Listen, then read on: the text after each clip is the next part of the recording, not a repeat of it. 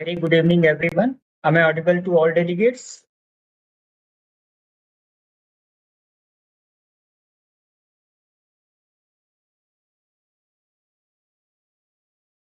Thank you, sir. Thank you so much. Thank you, everyone. So, a warm welcome and a very good evening to all dignitaries, organizers, our esteemed faculty members, a respected resource person for today's session, Dr. Kranthi Kumar, sir, and all delegates presented in today's live session of 3-month certificate program on research methodology and biostatistics.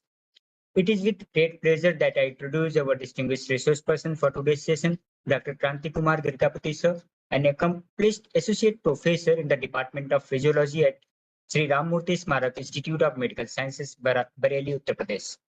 Sir holds a master's degree in medical physiology from GSL Medical College and Hospital, Rajmundry, Andhra Pradesh, under the esteemed Dr. NTR Health University, Vijayawada.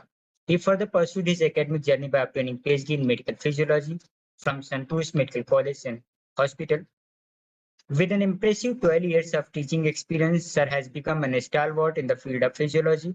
He is a dedicated life member of several academic associations, including the Association of Physiologists and Pharmacologists of India, the Association of Physiologists of India, Uttar Pradesh, Uttarakhand Association of Physiologists and Pharmacologists of India, and the Association of MSc Medical Teachers. Sir has actively contributed to the academic community by serving as the finance secretary for various conferences, including the second National Annual Conference of ASSOPI, the 8th Annual Conference of UP-UK APICON, and the PED OBGY Fusion 2022, the first annual conference of transfusion medicine at SRMS Institute of Medical Sciences. He's also organized workshops on research protocol writing and thesis writing under the Dr. Padam Singh Research and Development Scheme and organizing committee member for various national and state chapters conferences. In addition to his teaching responsibilities, Dr. Kranthi sir has completed notable medical education training programs, including the basic course in medical education, curriculum implementation supportive program, CISP second, and the basic course in biomedical research. His exceptional contribution extend to the administrative roles, where he has served as the Dean of Student Welfare, a member of Curriculum Committee, and a resource faculty at Curriculum Implementation Supportive Programs at Sri Murti Smarak Institute of Medical Sciences, designated as the NMC Regional Center. Dr. Kranthi sir's scholarly impact is reflected in his impressive portfolio of research publication with 10 articles published in various national and international journals. His commitment to the advancement of medical education and research is truly commendable, making him an invaluable resource person for today's live session. Please join me welcoming Dr. Kranthi Kumar sir, whose wealth of knowledge and experience will undoubtedly enrich our learning experience today. Please, sir, welcome, sir.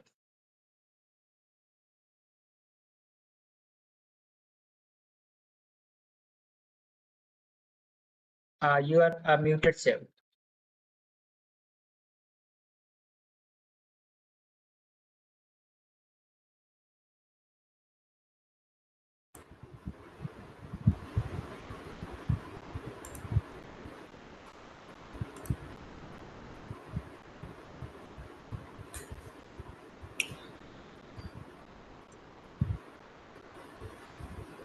Good evening, all.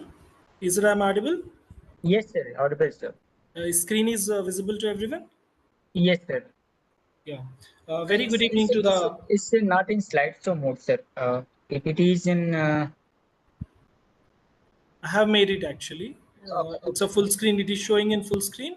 Then I'll do it again. Okay, sir. Okay. Yeah. Have made it. Just please check it. If it is there, fine. No, sir. Not in full screen. It's still in slide mode, not in full screen mode. Okay.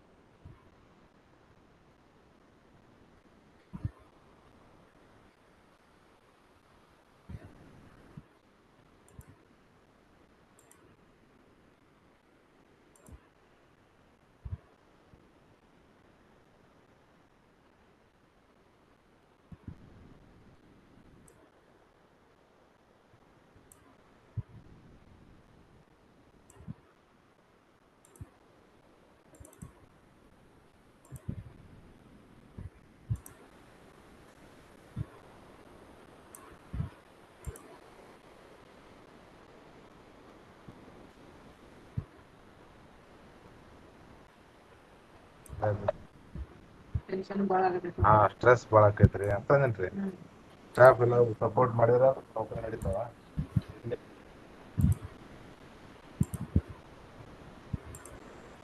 Now visible, sir. Now visible, sir. Yeah.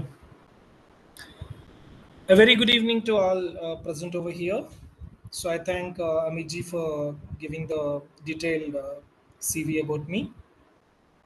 And it is a 3 months course. We are at Institute of Teaching and Research in Ayurveda, Jamnagar, Gujarat, and along with the Institute of Applied Statistics, Kanpur, Uttar Pradesh. So I think it's a vast course. So for all the participants, I just request them to interact at every point wherever needed discussion or a doubt. Further, we are going ahead. Today's topic is writing inclusion and exclusion criteria. Usually, whenever we keep a topic of this, or whenever we think of writing a protocol, means it's a beginning of the research, a proposal. It's a part of the materials and methodology usually where we involve it. Seems to be a small topic but have a greater importance. So today we will see that. So in this topic, what we see is that the today's topic will help you out in that. Uh, Once you have made a research question for your research proposal, this inclusion and exclusion criteria makes you to be very specific to that research question, and it will improve the quality of the selection of subjects in your research. So whatever you intended, the topic is intended, it makes it smooth to select the subjects, and it minimizes the protocol amendments and violations, because once we have made the protocol, then we start collecting the samples. Then once the samples are while during the sample collection, if we get a doubt that this sample to be collected or not, it should not be at the time of making a proposal itself. We have to make it clear. So once if it the inclusion and exclusion criteria are made it well, then no more be amendments and violations, so that the ethical considerations will be make it, and no more ethical issues will occur once you have made it. So this is about the today's presentation, what we discuss about, and the importance of the inclusion and exclusion criteria we are going to learn to understand. So last, yeah, please. No, sir, please continue. Okay.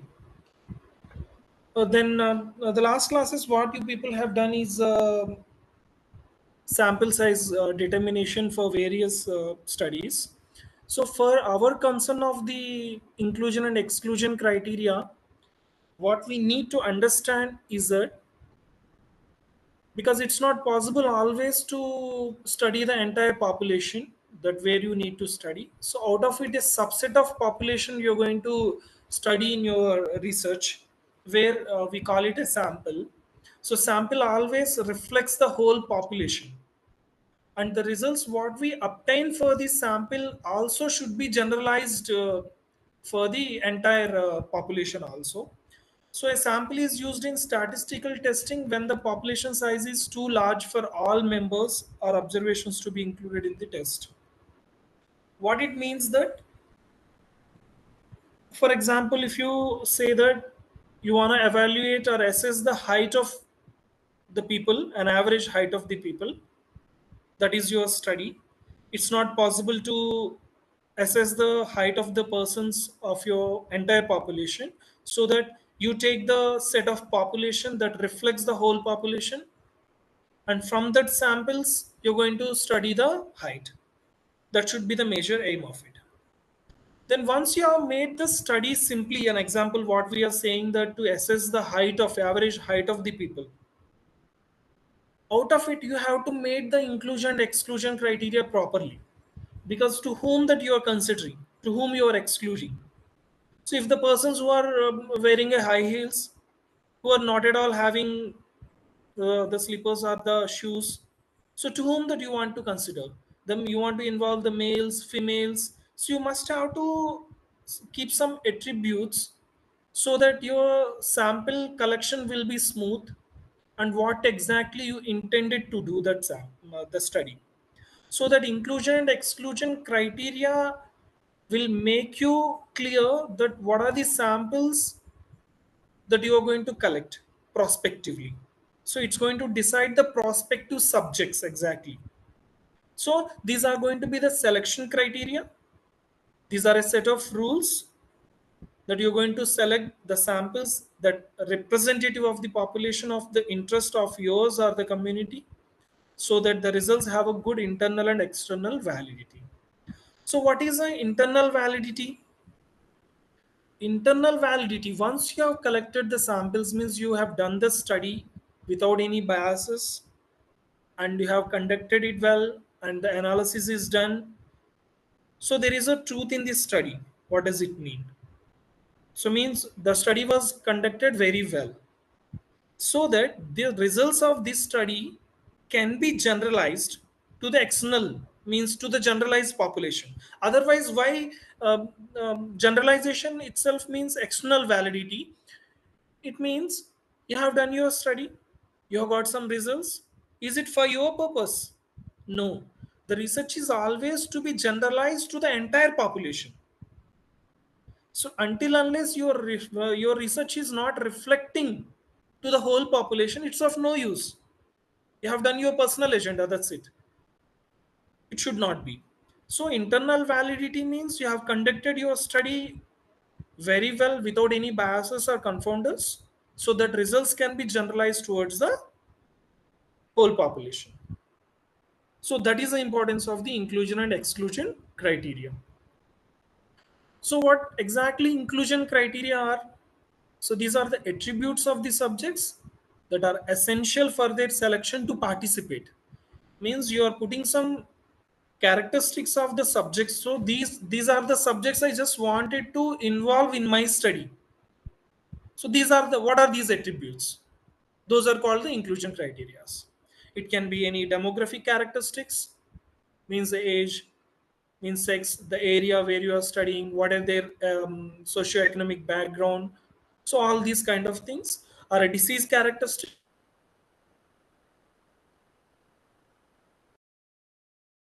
or any other variables of interest depending upon the aim and objectives that what you have chosen for your study. Then these inclusion criteria will help to include the variables that are of the interest of the researcher and community, because always it doesn't mean that the we are doing study means it's an obsolete or just some oldest patterns. Always the guides or researchers or yourself used to say that you're going to fill the gap between the, means you're going to bridge the gaps. So you have done previously many studies were might be there in that area, but you have to choose the area where research was very less in that area, or otherwise in your locality or in your district that studies were not conducted. So you have to bridge that gap actually, and that too it should be the interest of the researcher and community. Means frequently ICMR says that the research topic of this year proposing is this, means that should be the interest of the community. So this should be the inclusion criteria while we are making, while the studies we are going to select. So for example, like to say that a study that what I have done as my PhD is to assess the autonomic functions, means that our sympathetic and parasympathetic functions are there to control our vital functions. So in type 2 diabetics people, that if we want to assess the autonomic functions, so the objective is simply to test the autonomic functions. We have a lot of tests to do the autonomic functions. If this is a study, then what should be the inclusion criteria? So the first thing is, while you are taking at a age people that you are taking it, either you are taking elderly people or you are taking adults. So because the age of onset of type 2 diabetes is usually later, not in a very young age or a teenage. So that genders to whom you are involving male, female, or any other gender. So what kind of exactly the disease you are involving. So these like kind of inclusion criteria you have to make up. Then after the other details, these are the basic inclusion criteria you are going to make it per example to say. So what are the exclusion criteria? Simply say that you're excluding them from your study. Means the qualities about a person or a people that are samples or external factors around them that would go against the goal of the study or interfere with it. So that can be a confounding factor or modifying factors. So the confounding factors are the factors that affect the both exposure and the outcomes. The modifying factors are going to expose the outcomes. So any factors which you feel like to confounding the results of our study, so we have to exclude them. Otherwise, there is no internal validity. If you won't exclude that, if as said that last study, as I have shown you the autonomic functions in type 2 diabetics, in type 2 diabetic people, the autonomic functions which are going to affect, like say example that next slide I am showing you, that hypertension, you can see that the smokers or the cardiovascular diseases should be excluded. If you're not going to exclude the cardiovascular diseases or the hypertension people, the hypertension is going to be the one of the confounding factor, so that you have to exclude them.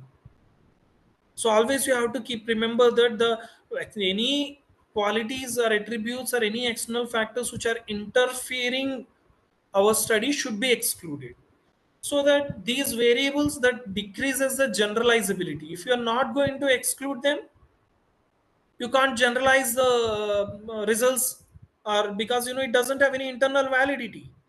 If your study doesn't have internal validity, you can't generalize to the whole population. So all those factors should be excluded. Then the variables that can increase the risk of harm in your research should also be excluded. Like example, if I say while we are doing autonomic functions, there is a maneuver called Valsalva maneuver. Means in that you're going to hold your breath and pressure, applying the pressure. You might know that. So against your glottis, so that's going to increase the pressure in your chest.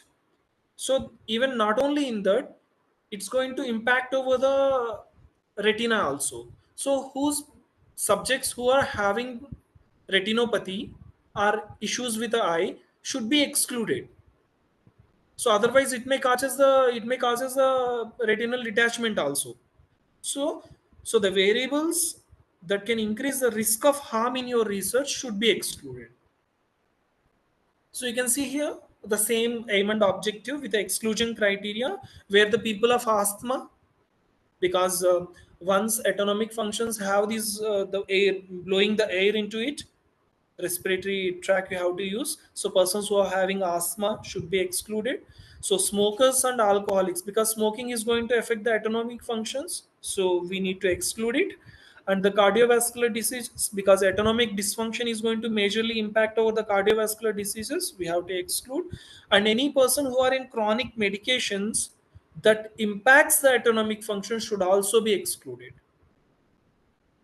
So that you have to make a proper exclusion criteria, so that you're going to define the subjects properly. So why do we write the inclusion and exclusion criteria? So after writing it, what we get? So these are the criteria to improve the reliability of the study. As I said that if there is no reliable results, there is no internal validity and you can't generalize the results. So to generalize the results to the larger population, what you intended to do? To improve the acceptability of the protocol, if you make the inclusion and exclusion criteria properly, so definitely that the institutional ethics board will accept the protocol properly. Then properly made inclusion and exclusion criteria can attract the funding. Not only the properly made inclusion and exclusion criteria, but it should have a proper good study, that where the study is lacking, means the research is lacking area. And speedy peer review and acceptance of the papers once you made it with a proper inclusion and exclusion criteria.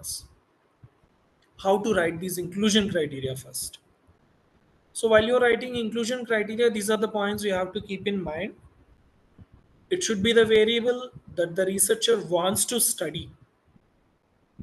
Means exactly if I want to make it that I am studying on the type 2 diabetics, those should be added explicitly that these are the people that I am studying. And it should be the characteristic representative of the population. Means the entire population what I am studying are the type 2 diabetics, say example. If you are studying on hypertensive subjects, those are the variables. It should be objectively defined and measurable. Means any inclusion criteria I am adding means those should be measurable. Non-measurable objectives should not be defined in the inclusion criteria. And it should facilitate the data collection properly. Means inclusion criteria have added for type 2 diabetics, that should facilitate the data of the type 2 diabetics easily. And those inclusion criteria should align to your aims and objectives. And per se that if you are doing it as a team, the all team members should agree to it even. So these are the inclusion criteria that while you are mentioning you have to write. So here you can see that the same point what I have already shown in the previous slides as an example. And how to write the exclusion criteria? So exclusion criteria should be the factors that limit the safety of research subjects. And if anywhere with that factors are going to bias the results, those should be the exclusion criteria. And those factors which are limiting the generalizability of the results should be. And obviously that even exclusion criteria should be objective and measurable. And most important point is those should be aligned to the aims and objectives. Means we have made some aim that the study is going to assess the autonomic functions of type 2 diabetics subjects, and exclusion criteria were added not aligned to this is of no use adding in that. And exclusion criteria should not be the same variable as inclusion criteria. Many times we write the same. It means that we are taking the subjects, we are going to do the study on the male subjects, and you're going to write it we are not taking the females. Means there should not be no negative statements of the inclusion criteria, and the criteria should not contradict or complement to the inclusion criteria. These are the three very important points while you are making inclusion and exclusion criteria that you need to remember. See that it should not be the same variables as inclusion criteria. There are no negative statements of the inclusion criteria. Here I am taking, here I am not taking. Once you have considered that here I am taking, there is no need that here I am not taking. And contradict and complementary points should not be added in this. So the inclusion and exclusion criteria are not mutually exclusive. These are the very important points you have to remember while you are adding in the writing the exclusion criteria.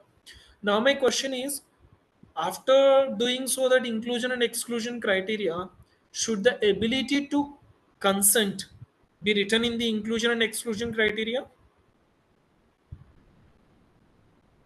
Participants, please. So that the subjects consent. So means like you might have seen that including the subjects who are provided the written consent, or excluding the subject who have not given the written consent, should be included in this criteria or should not include it? Included, sir. Yes. Any other points to be? Other participants, please.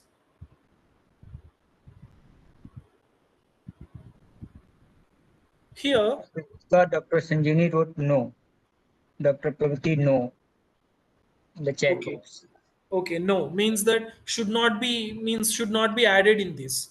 So here that as we can see here, yes, no, as like we are getting the answers like the same when we go to the research Google Scholar or the NLM, National Library of Medicine, we are getting the mixed results for the research articles, as they are showing that in the research the individual who meet the inclusion criteria may also possess the additional characteristics that can interfere with the outcome of the study. So that's what that we are discussing, ethical considerations. Who are unable to give the informed consent should be excluded, and this should be the exclusion criteria. If you are adding in the inclusion criteria, like who are giving the informed consent, we are including them, so there is no need to add that point in the exclusion criteria. But anyone either in inclusion criteria or exclusion criteria, it is suggesting that, as a next slide that you can see it here, this is an article which was taken from the LML, National NLM Library of the Medicine, PubMed Central article. You can see that here. You can see that the last point of exclusion criteria is refusal to give the informed consent. So here that mixed results, as you said, no means no need to add the point of giving informed consent to be added in either inclusion or exclusion criteria. So now after seeing that, what is your picture? What is your idea?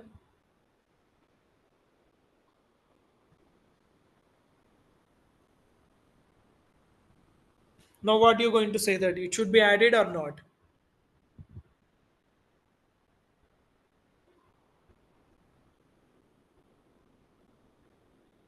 I think might be that Thank you. you're writing in chat box. I'm unable to see right now.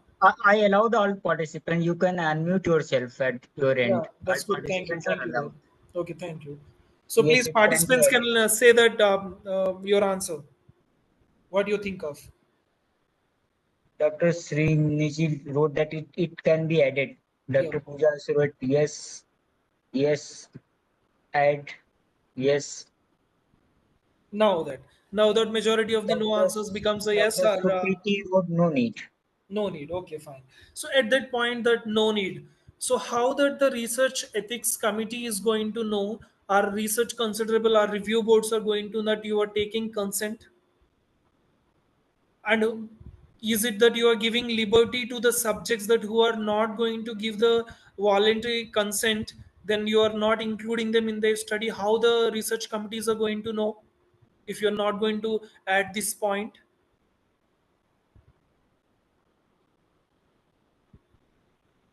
You can discuss, rather saying that you just unmute yourself and you please say your points to be.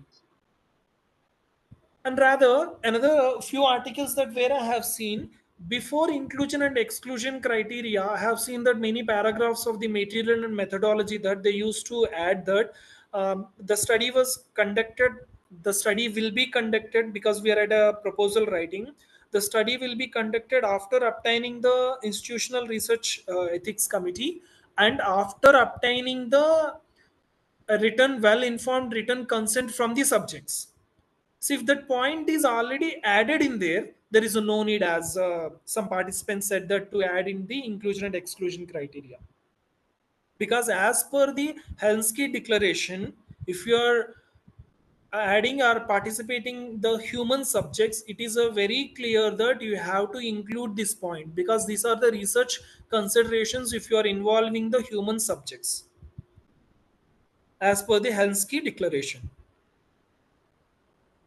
So that if you are if you have added that point in your written material somewhere even other than the inclusion exclusion criteria, there is no need to add. As I said that after obtaining the institutional ethics board and after getting the well informed written consent from the subjects, we are going to conduct the study. It's already added. At that point, there is no need to add again in the inclusion and exclusion criteria. If not, that point should be intimated as the slide is showing it to you. Okay, that's what, even that when you search it, you're going to get the mixed results in your research articles. I hope that we can go ahead for this point.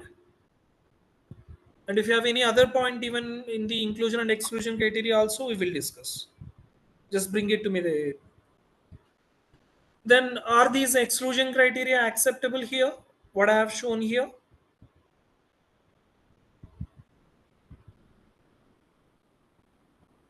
Means these might be affecting the results, or these might going to limit the generalizability of the results. So these might be the confounders are the effect modifiers. So these should be excluded. So the inclusion and exclusion criteria should be smart. I think you already know it, that what smart means in your objectives. So these smart means a little different, where the inclusion and exclusion criteria should be simple, should be measurable, should be affordable to do, and should be relevant to your study, should be testable, means hypothesis testing. They should be testable for analysis, statistical analysis.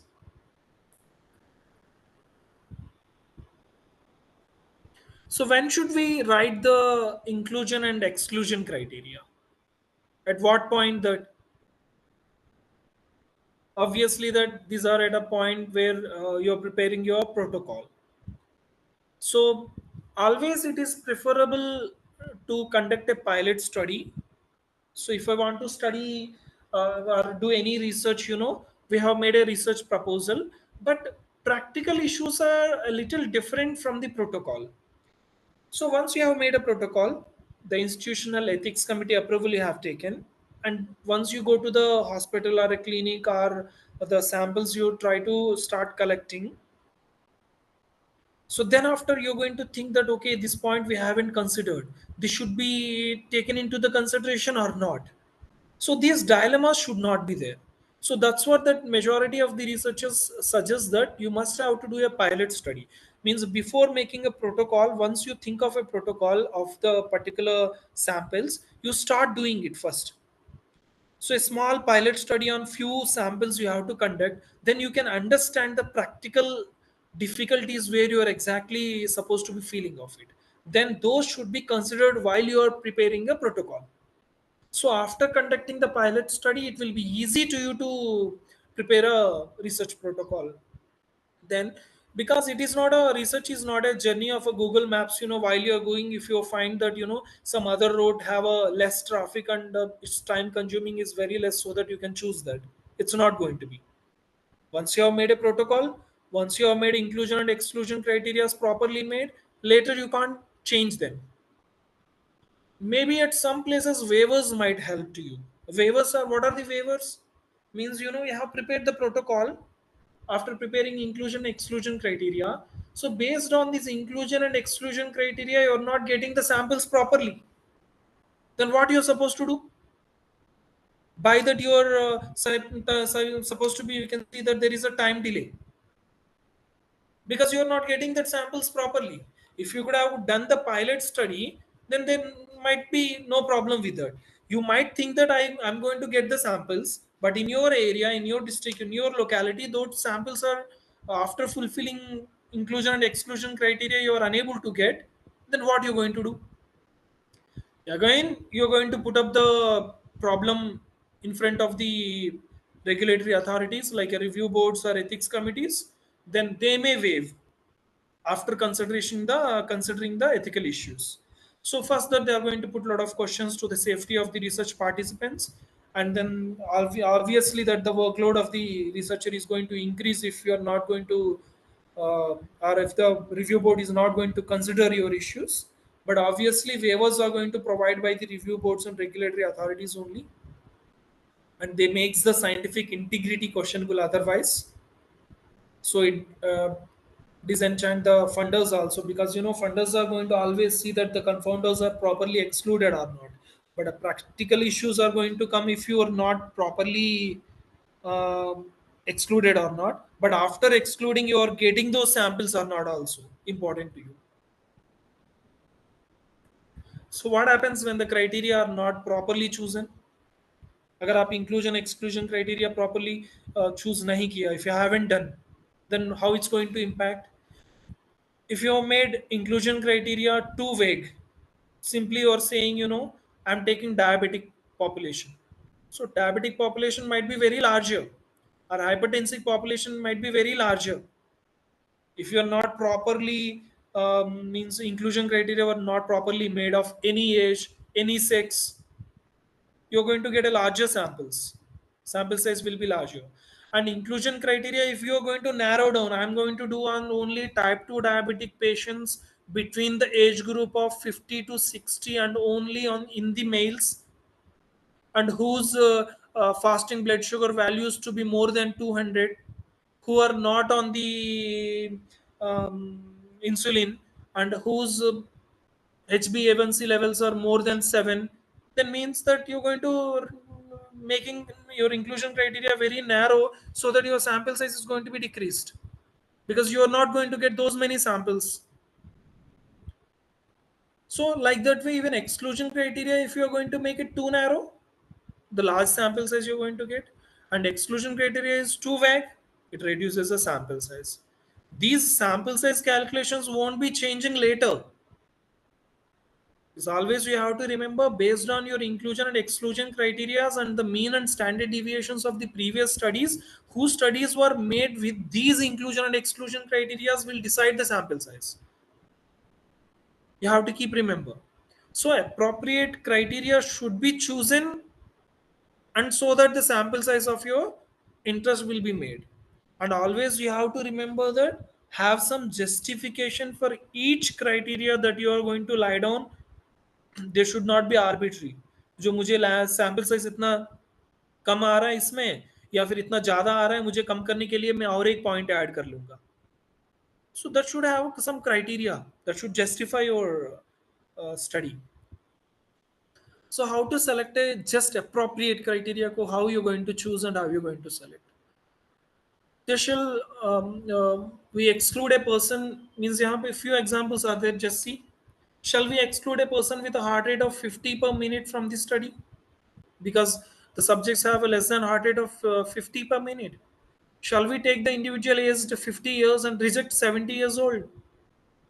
Subjects who have active medication or psychiatric conditions in which the opinion of a research or investigative team say that it's going to interfere your study, or ability to participate in your study is compromised, so that you should be excluded. Should the pregnancy be included or excluded? So these are many kind of criteria that are going to come in front of you based on the research you have selected. But you always should remember there should be a trade-off between affordable sensitivity and specificity. Means the first point is your study to whom you are intended. As like I have shown you the last example of doing autonomic functions in type 2 diabetics, I'm not going to involve the pregnancy, and I'm not going to involve the persons whose heart rate is already less than 50 per minute, because some athletes already have a heart rate of less than 50. I can't do them. If the subjects who are more than 70, if they're unable to do the physical performances like immediate standing, or to say hand grip test, while I'm going to check the blood pressure or during the hand grip dynamometer, so I can exclude them. So there should be a trade-off. It's not just like an arbitrary that no, I don't want these subjects, I don't want that subjects. So should have a proper valid reason that why you are including them and why you are excluding them. See that the inclusion criteria are picking ripe fruits from the farms. So you're just picking or you're just adding a particular samples as a particular people as a inclusion criteria. So what exclusion criteria will make it? You're collecting all ripe fruits from the farm, and exclusion criteria is going to separate out over the overripe and spoiled fruits from it, so that you particularly what ripe fruits are intended to eat, and you started picking from the farm, are properly made. If you haven't excluded, those might be that ripe fruits might have overripe or might be spoiled, rotten. So you haven't excluded properly, that won't be validating your proper study. So that once you have collected all the fruits, means once you have added the inclusion criteria, you must have to frame proper exclusion criteria also, that's going to well define the samples. So which one first you have to mention? Is it inclusion criteria first or exclusion criteria first? If we change the sequence, then what is going to happen? Any participants?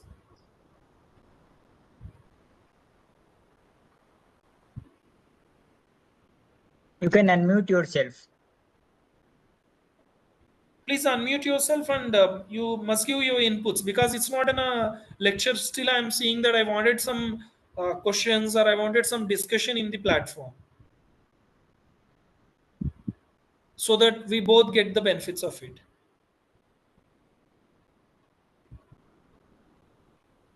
Is there any problem if we change the sequence? First, we're going to put the exclusion criteria, then and we're going to add the inclusions. Dr. Kritika, yes, yes, please. First select the inclusion criteria, Yeah. then what all things that should be excluded from that.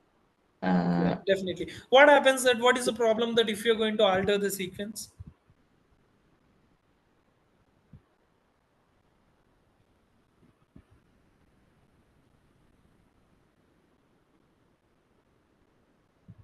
Sir, it will take more time if we alter the sequence. Just like the fruits, you gave the example of the ripe fruits. So if we start collecting the perfectly ripe fruits, it will take more time. So Definitely, absolutely, absolutely right. And another issue which comes, maybe that which need to be included might have already excluded it, I thought.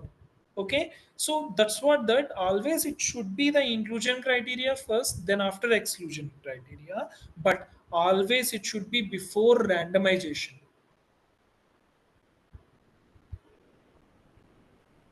So steps for determining the effective criteria might be that, you're doing your study individually or as a team you're supposed to be doing. That should have a proper brainstorming. Carefully look through the key studies from your literature review. This is most important part, how I'm going to choose the inclusion and exclusion criteria myself. What I have my knowledge, your knowledge comes from the proper literature.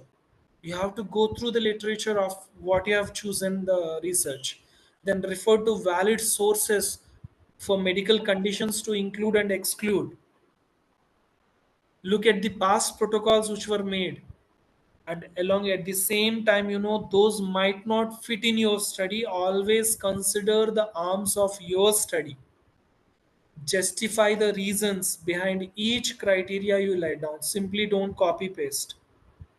If you are copy pasting that, provide the source and reason why you have done it.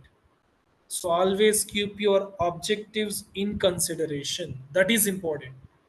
So you might have gone through the lot of literature. That literature says that this should be inclusion, this should be exclusion criteria. But what your study is intended, because those studies might be doing some other things. Those were might be intended to do some other aspects also. So always look at your objectives, what you have made. Then you have to keep the inclusion and exclusion criteria. So how to adhere? So once you have made the inclusion and exclusion criteria, you have to adhere to it. That is what? If it is any difficulty, first you do the pilot study, then you make a proposal, then you adhere to it. Once you have made, then if you can't adhere, then lot many biases will come and there is no internal validity in your results. So if you're doing as a group, so always make a quiz to the staff, because it is not possible as a single person to do. Somewhere you have to use your technician, somewhere you're going to use a clerk, somewhere you're going to use some other persons for sample collection. So that frequently you conduct the quizzes, give a copy of the criteria to them while they are screening, and always add them some direct questions to them frequently, and see the progresses of the meetings, that while how its sample collection is going on. This is how that you're going to adhere to the uh, studies. So sometimes the criteria you have made are going to different um, in various studies. That's what we are telling, that always you should not copy paste them. So you have to consider there are a lot of many cultural, ethnic, religious, political, policy differences are there. So phase of studies or previous literature you have to consider always. So to say that it's like, should we take the ethnicity into consideration while planning the trials for antihypertensives? At times, yes, because the black men are resistant for the antihypertensives at times, that so that we may consider, should we include the children or elderly in phase 2 trials? Should we include the children or elderly in the phase 4 trials? So because the children's, elderly, pregnant people, those are the vulnerable population. So these are the ethical considerations that we have to consider. But these trials are really intended to do for them, then there is a requirement to add. So always it doesn't mean that these studies or literature are going to show you some studies might be excluded, some studies might be included. But you have to see that what your study is intended to. So how to word inclusion and exclusion criteria? So we have to write in a clear, unambiguous language.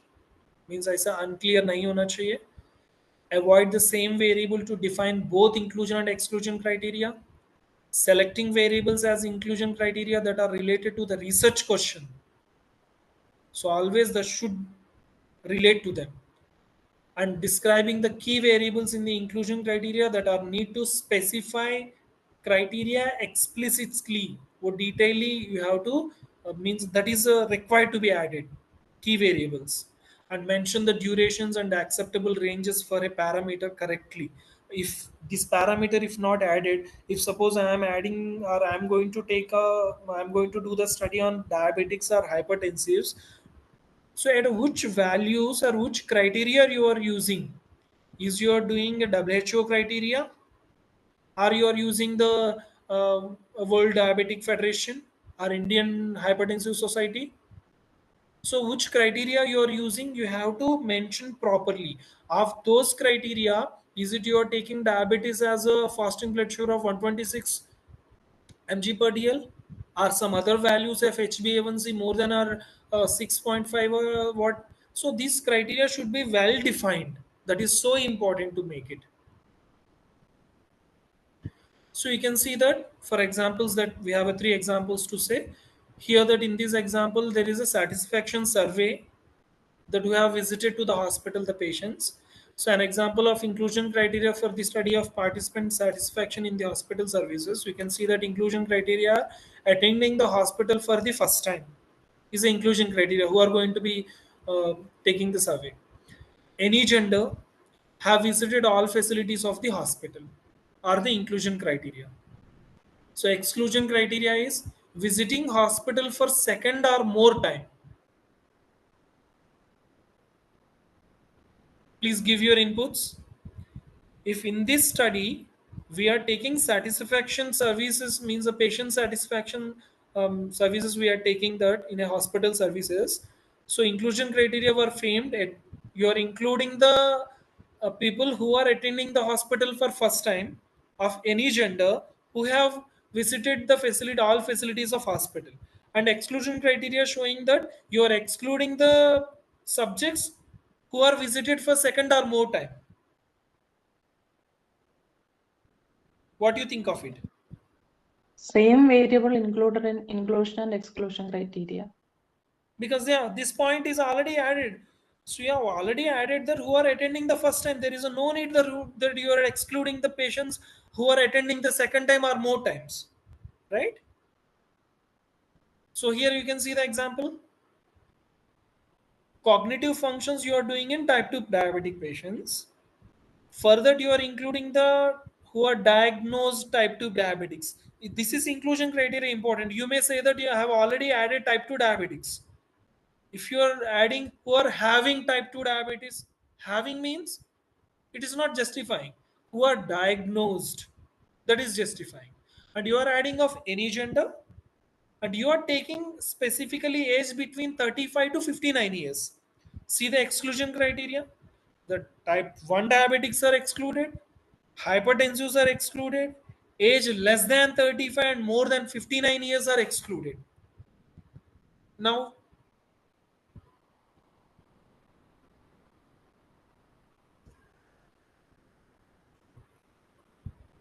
what are your inputs, please? Exclusion criteria No, avoid type 1 diabetes type 1, no need and to. age limit. Yeah, fine.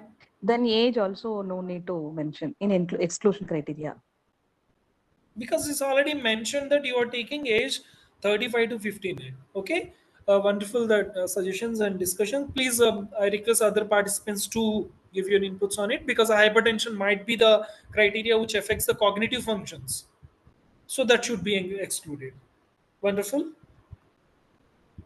So here in this, obesity and food intake among the children we are assessing. So inclusion criteria is the children who are having BMI of more than 30 were included. So what are the exclusions? Other medical conditions which interfere with the food intake, and parents not able to keep the record of the food intake were excluded. Now,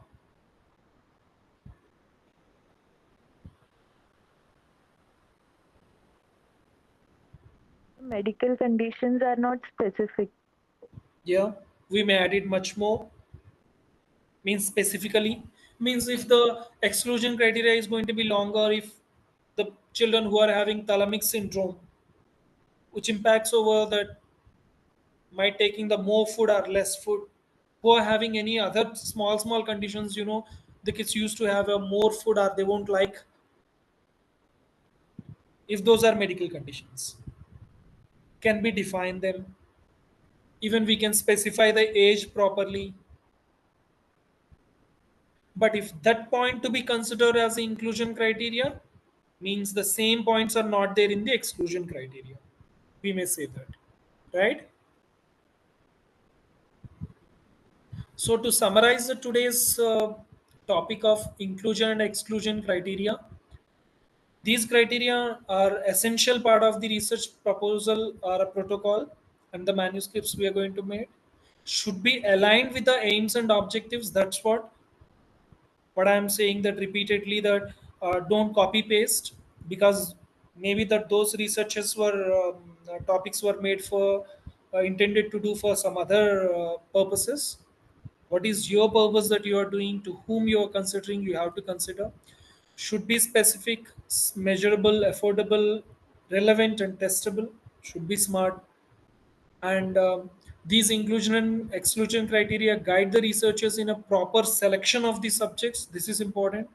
Once you have made, you have to adhere to it throughout the study. There should be no change. If you are changing them, you have to again intimate to the institutional ethics board that why you are unable to adhere to it, so that you may get the waivers from them after considering the ethical issues. And once you are made properly, it saves from the bias and institutional review board inquiries later. And finally, most important aspect why you are intended that research is you are doing is to generalize the results to the whole population, so it helps in generalizing the results. So this is a summary for today's topic of inclusion and exclusion criteria. And I thank all the participants for patient listening, and I thank all the participants that who are actively involved in discussion as giving your inputs, as well as who are doing them in the chat box. And I thank all the coordinators and the directors of this program, today's program, what we're conducting the 3 months online program here. So thankful to all. So now I request that if you have any questions, please, I'm ready to try to help. So your voice is just have a disturbance, please.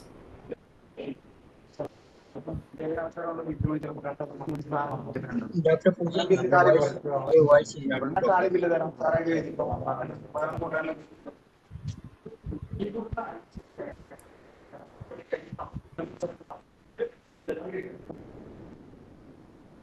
We are unable to hear you. So any doubt you can clarify. We are open one more minute. If having any doubt, Please. you can unmute. You can write in the chat box. So participants who are problem with the voice, then signal, you may please type them in.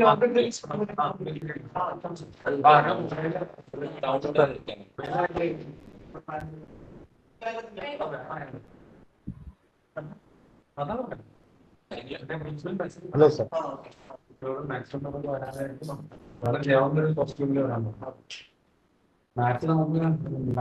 think we are not getting the doubts properly, that is Sir, that I think there are two windows are open at your end, and we are receiving echo from your okay, side. fine.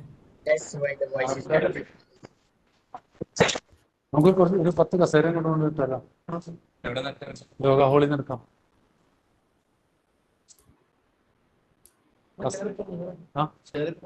കൊണ്ടുവരാം. വരുന്ന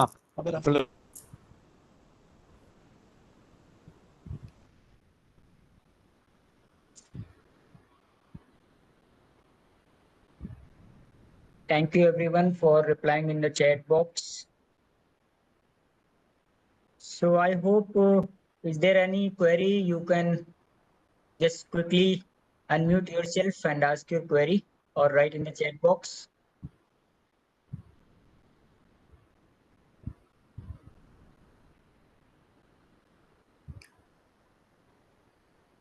I hope, sir, all queries answered during the session. So now, on the behalf of organizer, I convey our sincere thanks, sir, for your dedication and your presence in this 3 months certificate program and delivering a wonderful session and sharing thank you very much. all concepts with all delegates. Thank you so much, sir. Thank you. Thank you all delegates for your queries, for discussion and all things. Thank you for hearing patiently. And this is the end of today's session. Tomorrow's session will start at 6 p.m. as scheduled. The topic is the components of result tracking. So be on time. Tomorrow's session will start at 6 p.m. Thank you. Thank you, everyone.